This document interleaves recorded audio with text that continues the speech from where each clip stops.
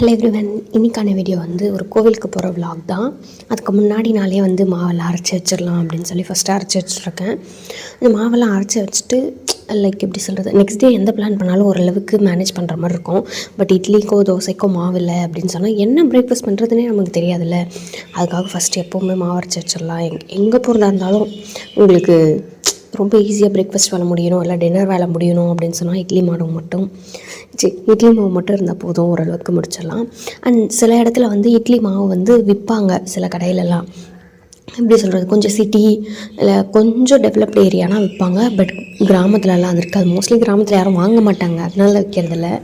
And city சைட்லலாம் வந்து 2 பேரும் மோஸ்ட்லி ஒர்க்கிங்காக இருப்பாங்க. அண்டு எப்படி சொல்கிறது, வந்தோடனே டக்குன்னு செஞ்சு சாப்பிட்றணும் அப்படின்னு சொல்லி அவங்க டின்னருக்கு வந்து அதை விட பெட்டராக ஏதாவது பிளான் பண்ணியிருப்பாங்க, இது செய்யலாம் அது செய்யலாம்னு சொல்லி. பட் ஒர்க் ப்ரெஷர்னாலேயோ இல்லை அங்கே இருக்கிற அங்கேயே ஏதாச்சும் ஒர்க் இருந்திருக்கும், அதனால் லேட் ஆகிறதுனாலையோ இல்லை டிராஃபிக்னாலையோ ஏதோ ஒரு ரீசனால் அது வந்து மாறியிருக்கான்.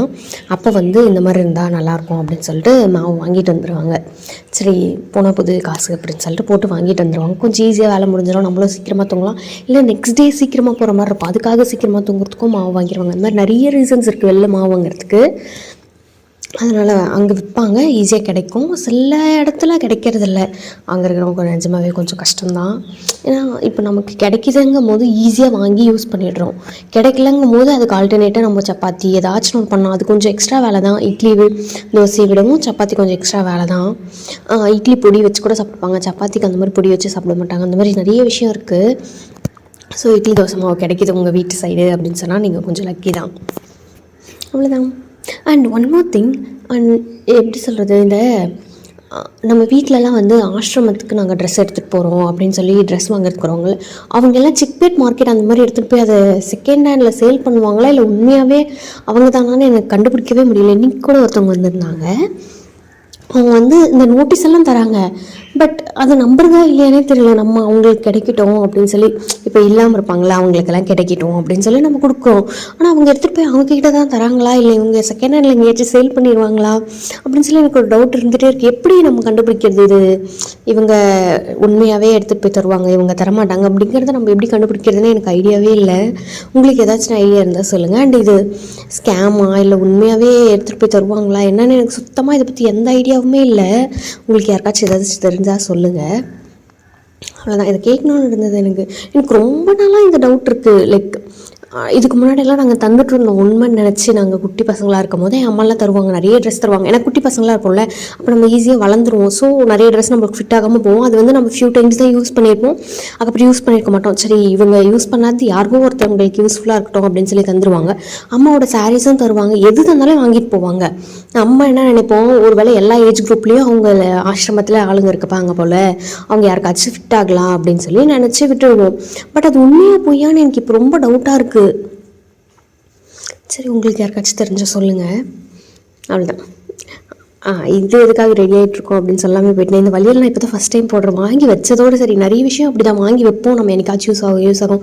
இன்றைக்கி வேணாம், இன்னும் கொஞ்சம் பெட்டரான டேயில் போடலாம், இன்னும் கொஞ்சம் பெட்டரான டேயில் போடலாம். அந்த பெட்டர் டே என்றைக்கு தான் வரும், நம்ம என்றைக்கு தான் போடுவோன்னே தெரியாது. ஸோ உங்களுக்கு வாங்குறீங்க போடணும்னு தோணுச்சுன்னா அன்றைக்கே போட்டுக்கோங்க. ஏன்னா நம்ம எதிர்பார்க்குற டே வராமல் கூட போயிடலாம் மேபி. ஸோ பெட்டர் அன்றைக்கி போட்டுருங்க. Every day is a special day, every day is a better டே அப்படின்னு சொல்லி நினச்சி போட்டுக்கோங்க அன்றைக்கே. நான் இது அப்படி தான் ரொம்ப நாளாக சரி இதுக்கு ஒரு ட்ரெஸ்ஸு வரட்டும், இது போடலாம் வெயிட் பண்ணி இன்றைக்கி தான் போட்டேனே. நான் கோவிலுக்கு போகிறோம் அப்படின்னு சொல்லி போட்டுக்கிட்டேன். வாட்ச் போட்டுச்சு, எல்லாமே ரெடி ஆகிட்டு ஆல்மோஸ்ட் சாரியும் பார்த்துருப்பீங்க, சாரி கட்டியாச்சு, எல்லாமே ரெடி ஆகிட்டு கோவிலுக்கு போயிட்டு வந்துட்டு அப்புறம் வேறு ஒன்றும் பெருசாக வேலைலாம் இல்லை. கோவிலுக்கு போய்ட்டு வர்றது தான் பெரிய வேலையாக இருந்தது. அதுக்கப்புறம் இந்த இயரிங் வந்து ஒரு முறையோ 2 முறை யூஸ் பண்ணியிருக்கேன் இதுக்கு முன்னாடி. அட்லீஸ்ட் இதுவாச்சும் யூஸ் பண்ணினேன். என்கிட்ட இருக்கிறதுலே ஒன் ஆஃப் தி பிக் இயரிங்னா இது தான். நான் மோஸ்ட் பெரிய இயரிங்கெல்லாம் ப்ரிஃபர் பண்ண மாட்டேன். ஏன்னா காதே குட்டி காது, அதுக்கு ரொம்ப பெருசாக போட்டு ரொம்ப நேரம் போட முடியாது, எனக்கு வலிக்கும், பயங்கரமாக வலிக்கும். ஸோ நான் கொஞ்சமாக தான் போடுவேன். அண்ட் இந்த ஃபவுண்டேஷன் அதெல்லாம் யூஸ் பண்ணுறது இல்லை, நான் கன்சிலரும் யூஸ் பண்ணுறது இல்லை. ஸ்விட்ச் பிபியோட க்ரீம் இருக்கும்ல, அதுவே வச்சு சும்மா அப்படியே லைட்டாக பண்ணிவிட்டு மாய்ஸ்சரைசர், அந்த பான்ஸ் க்ரீமு இதெல்லாம் போட்டுட்டு அப்படியே விட்டுருவேன். நான் இப்போ வர ஃபவுண்டேஷன் நான் கைவிட்டு என்ற அளவுக்கு தான் யூஸ் பண்ணியிருக்கேனே. வெரி ஃபியூ டேஸ் யூஸ் பண்ணியிருக்கேன், அவ்வளோதான்.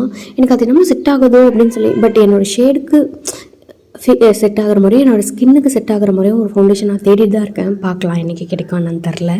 அண்ட் மோஸ்ட்லி நான் பார்த்த வரைக்கும் சொன்னது என்னென்னா, நீங்கள் ஆஃப்லைன் ஸ்டோரில் வாங்குங்க ஆன்லைன் ஸ்டோரோட. ஸோ தட் உங்களோட ஸ்கின் டிண்ட் என்னன்னு தெரியும், அது உங்களுக்கு உங்கள் ஸ்கின் மேலே எப்படி இருக்குங்கிறது தெரியும். ஒவ்வொருத்தவங்களுக்கும் ஒவ்வொரு ஸ்கின் டோன் இருக்கும், ஒவ்வொருத்தவங்களுக்கு அது ஒவ்வொரு மாதிரி தெரியும். லிப் லைனர் அண்டு லிப்ஸ்டிக்குமே அப்படி தான் அப்படின்னு சொல்லி நிறைய பேர் சொல்லி நான் கேள்விப்பட்டேன். ஸோ நம்ம ஆன்லைன் ஸ்டோர் விட்டுட்டு ஆஃப்லைன்லேயே வாங்கிக்கலாம் அப்படின்னு சொல்லியிருக்கேன். பார்ப்போம்.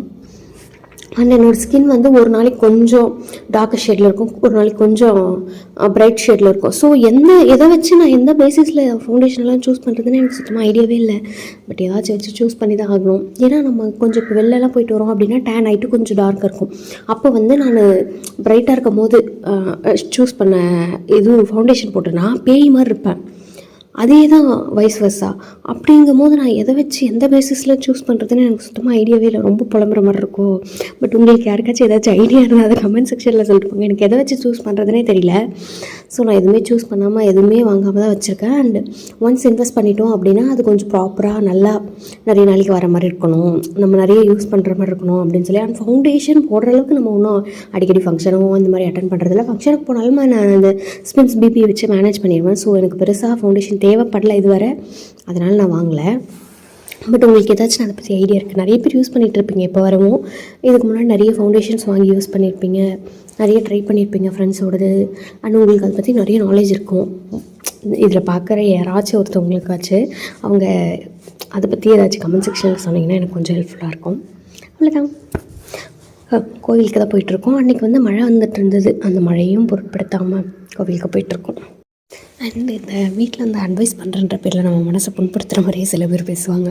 அது வேணும்னு தான் பேசுகிறாங்களா வேணான்னு தான் பேசுகிறாங்களான்னு தெரியாது சில பேரில். அண்ட் சில பேர்லாம் வேணும்னே நம்ம கஷ்டப்படணும் அப்படிங்கிறதுக்காகவே நல்லது சொல்கிற மாதிரியே அப்படியே எடுத்து கொடுத்துட்டு போயிட்டே இருப்பாங்க. அப்படியே கஷ்டமாயிரும் நமக்கு. அவங்கள திட்டவும் முடியாமல் எதுவுமே சொல்ல முடியாமல் அப்படியே அமைதியாயிரும்ல. அந்த மாதிரி சுச்சுவேஷன்ஸ் எல்லாம் உங்களுக்கு எப்பயாச்சும் நடந்திருக்கா?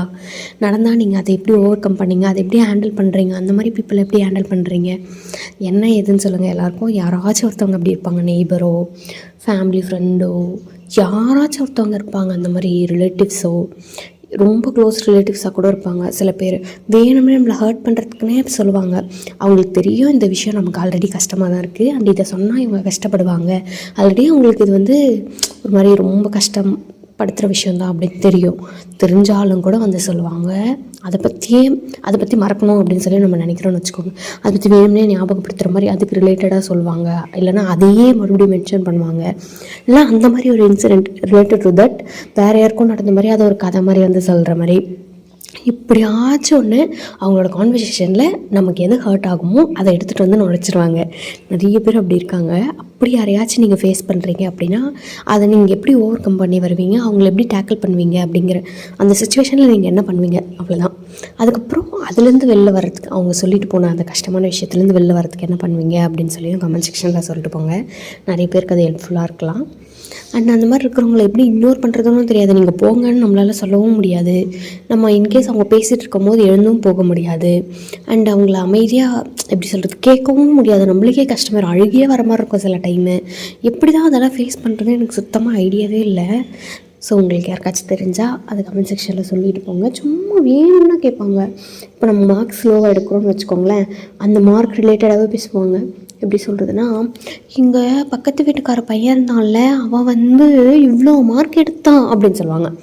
சரின்னு சொல்லிட்டு அமைதியாயிருவோமா. நெக்ஸ்ட்டு அப்படியே பேசிகிட்டே வருவாங்க. அதுக்கப்புறம் ஐயோ நேற்று இந்த ஏதாச்சும் ஒரு பேர் சொல்லுவாங்க, மாலான்னு வச்சுக்கோங்களேன். இந்த மாலா அவன் பையன் மார்க் எடுக்கலன்னு என்ன அடித்தான். நம்ம வீடாக இருந்தால் அப்படியெல்லாம் அடிக்க மாட்டோம் தானே, அப்படியே விட்டுருவோம் தானே அப்படின்வாங்க. ஸோ அது சரி, அதை விட்டுருவோமா. நெக்ஸ்ட்டு வேறு ஏதாச்சும் ஒரு கலான்னு வச்சுக்கோங்களேன்.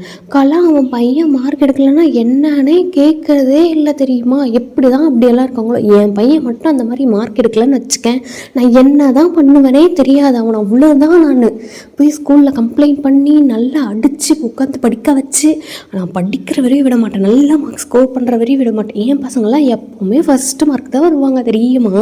அப்படி அந்த மார்க் ரிலேட்டடாகவே பேசுவாங்க. அவங்களுக்கு தெரியும் இந்த மார்க் பற்றி பேசினா நம்மளுக்கு கஷ்டமாகும் அப்படின்னு சொல்லி. அந்த மாதிரி தான் எல்லா விஷயமே, ஜாபாக இருக்கட்டும், நமக்கு என்ன இல்லையோ, வீடு எது நம்மளுக்கு அப்போ பிஸ்னஸோ ஏதாச்சும் ஒன்று லாஸில் போகுது, பிஸ்னஸ் லாஸில் போனால் பிஸ்னஸ் பற்றியே பேசிகிட்டு இருப்பாங்க.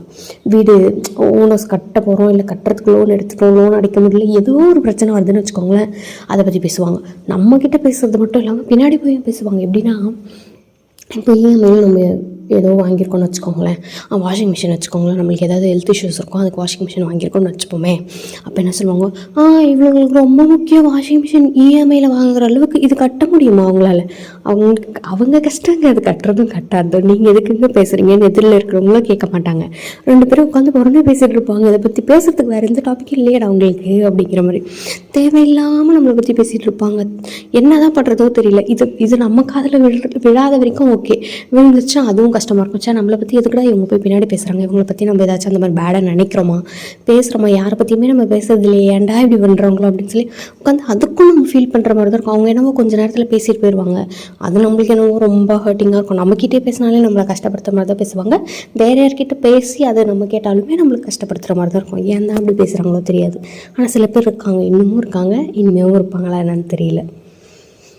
நம்ம லைஃப்பில் அப்படி ஒருத்தவங்களை கண்டிப்பாக மீட் பண்ணியிருப்போம். அந்த பர்சன் யாருன்னு கமெண்ட் செக்ஷனில் சொல்லிருப்பாங்க. எப்படி நீங்கள் சொல்கிறது அவங்கள தான் சொல்கிறீங்கன்னு அவங்களுக்கு தெரிய போகிறதில்ல. உங்கள் கஷ்டத்தெல்லாம் லெட் அவுட் பண்ணுங்கள். அவங்கக்கிட்டேருந்து எப்படி எஸ்கேப் ஆகிறதுனோ அப்படியே கமெண்ட் செக்ஷனில் சொல்லிட்டு போங்க. உங்களுக்கு ஏதாச்சும் ஐடியா இருந்தால்.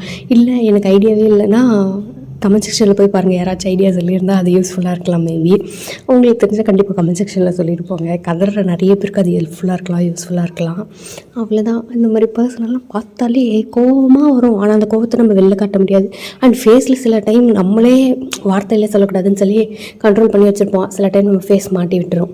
ஏன்னா கோவமாக பார்க்குற மாதிரி இருக்குது அப்படின்னுவாங்க. இல்லை அப்படிலாம் இல்லை ஆண்டி, அப்படிலாம் இல்லை அங்கிள் அப்படின்னு சொல்லி நம்ம மழுப்ப வேண்டியாக இருக்கும். அந்த மாதிரி நிறைய டைம் நடந்திருக்கு எனக்கு. எப்படி சொல்கிறதுனா, கோவமாலாம் இல்லை, ஏன் அப்படி பார்க்குறேன் அப்படின்னு சொல்லி கேட்பாங்க. இல்லை எதுவும் இல்லை, நார்மலாக தான் பார்த்தா உங்களுக்கு அப்படி தெரியுது போல் அப்படின்னு சொல்லிட்டு அப்படியே நவுந்துடணும். நம்ம அந்த இடத்துல இருக்கக்கூடாது. அந்த மாதிரி உங்களுக்கு ஏதாவது சுச்சுவேஷன் வந்திருக்கா, என்ன ஏதுன்னு சொல்லி கமெண்ட் செக்ஷனில் சொல்லிட்டு போங்க. எல்லாத்தையுமே வந்து கமெண்ட் செக்ஷனில் சொல்லுங்கள். இது வந்து நம்ம சும்மா ஒரு பேசுகிறதுக்கான சேட் மாதிரி வச்சுக்கலாம். கமெண்ட் செக்ஷனில் நீங்கள் சொல்லுங்கள், அதுக்கு நான் ரிப்ளை பண்ணுறேன். அந்த மாதிரி வச்சுக்கலாம். அண்ட் நீங்கள் சொல்கிறது அவங்கள தான் சொல்கிறீங்கன்னா அவங்களுக்கு ஆப்வியஸாக தெரிய போகிறதில்ல. ஸோ ஜாலியாக நம்ம பேசிக்கலாம். சரி, அவ்வளோதான் இன்றைக்கான வீடியோ. இன்னொரு வீடியோவில் வந்து உங்களை மீட் பண்ணுறேன். Until then, tata, bye, see you soon.